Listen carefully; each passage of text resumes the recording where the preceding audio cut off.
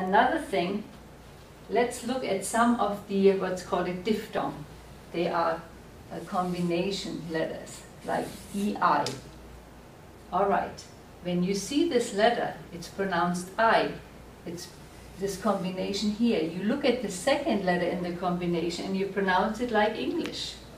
So, if you talk about ice cream, EI, remember, has to be pronounced like the English. So the EI is pronounced like ice. So it's ice, meaning ice cream. All right, and then there's another combination. People get it confused if they don't pay careful attention. This is IE. So in this combination, like in the first one, the second letter is pronounced like the English. So E. And if we write this word, this means the goat. So we have this combination here. Remember, the Z is pronounced like TS. Here we pronounce it like English, the second letter. So it is Ziege, the goat, Ziege. All right? This is very important when you do your speaking and when you speak your dialogues into the computer. So you remember how to pronounce these words correctly. Now, there are no silent E's in German at the end of a word. No silent E's. So, if you have the word thank you, danke, we have to pronounce the E. Okay, it's very important. Or if we have a verb conjugation like lerne, no silent E, we have to hear it. Lerne. So, danke, lerne. Another very important thing I notice when students start writing, they capitalize the letter I inside a sentence. In German, you only capitalize I, meaning, you know, I'm talking about myself, I go shopping, only at the beginning of a sentence. If you put it in the middle of a sentence, it has to be a small I. So, if you talk about yourself at the beginning of a sentence, you would say ich. If it's in the middle, it would say ich again, but this time it's not capitalized anymore. That's very important. And a lot of students make that mistake because, you know, the English language always capitalizes when you talk about yourself. All right, and let's see, what else do we have here?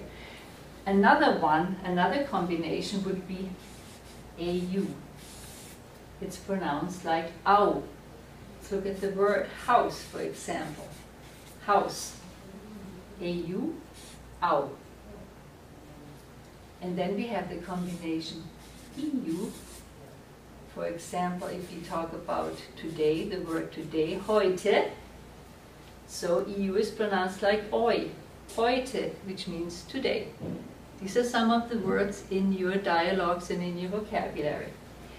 And these were the most important letter combinations. And now you have noticed, and some people have no idea what those little dots mean. You find little dots over certain letters, and you find them over vowels, A, O, and U. Now we learned to pronounce the alphabet. So this would be pronounced like A, O, U. Now, if you put these little dots, which are called umlaut, if you put it over the A, let's see, so this is A. If you put an umlaut over it, it changes its sound and it becomes higher. It is all of a sudden E. A, E. And the best thing to pronounce an umlaut is to put a smile on your face. Then it comes out better. So A, E. Now let's look at this one. O, Ö.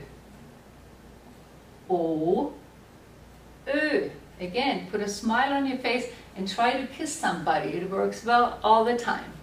O, Ö. And then we have this letter U. And if you put the umlaut over it, it becomes Ü. U, Try to pretend like you're kissing somebody and it comes out perfectly. Now it is very important that you put umlauts over letters in the vocabulary. So if a word has an umlaut, you must put it on.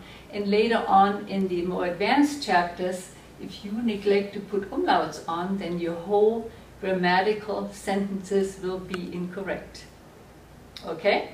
So that is it for now. This is the most important introduction as far as alphabet and pronunciations. And I'd like to go over the pronunciation one more time.